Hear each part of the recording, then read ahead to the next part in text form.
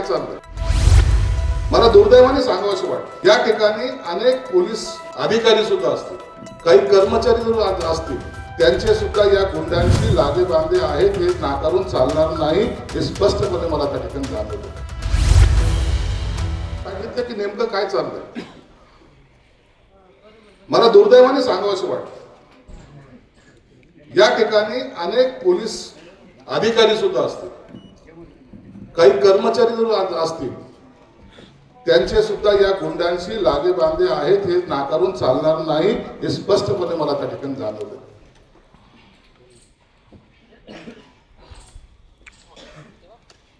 मी एसपीला बोललो, पहिले जर काही नीट करायचं असेल तर पहिले डिपार्टमेंट नीट करा।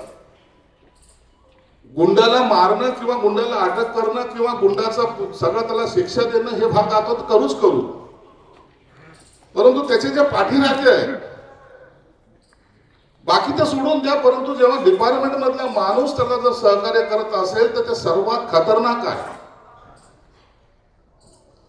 काय भावना होती लोकांची, काय बिघडवणार आहे आपण त्याला जर अटक केली तर पोलिसच अटक करणार आहेत आणि पोलिसच त्याची देखभाल करणार आहेत, पोलिसच त्यांना पुन्हा सांभाळणार आहेत आणि काही दिवसांनंतर बाहेर तोच येणार आहे, मग आपलं काय होईल। हे जे वातावरण या बीड जिल्ह्यामध्ये झालेलं आहे, कधी काळी बीड गडचिरोलीला एखादा नक्षलिस्ट जर एखादा काम करत असेल तर त्याला नक्षलिस्ट म्हणून आपण त्याच्याकडे टार्गेट केलं जातं, पण बीड मध्ये इतर अनेक धंद्यामध्ये जे लोक गुंतलेले आहेत ना, कोणते कोणते धंदे आहेत सर सर्व बीडच्या लोकांना माहिती, काय काय धंद्यामध्ये कोण कोण गुंतले आणि किती त्यांची दहशत आहे।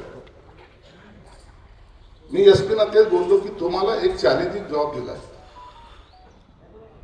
देशमुख असं व्हॉट्सअपवर आलं कोणी कुणाच्या याच्यावर सही केली याच्यावर काही अवलंबून नसतं।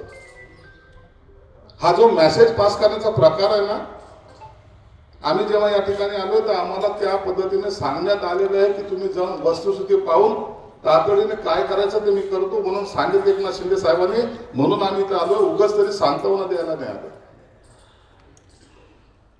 जे काही करायचं ते आपल्याला कोणत्या पद्धतीने करायचं त्याची दिशा ठरवण्यासाठी आम्ही आलेलो आहोत। एसपीला सांगितलं, एसपीला काही नावं सुद्धा मी दिलेली, त्यांनाही सांगितलं की इथं काय घडतं, कोण कोण आहेत, कसे कसे आहेत। आज त्यांनी 11 वाजता क्राईमची बैठक घेतली,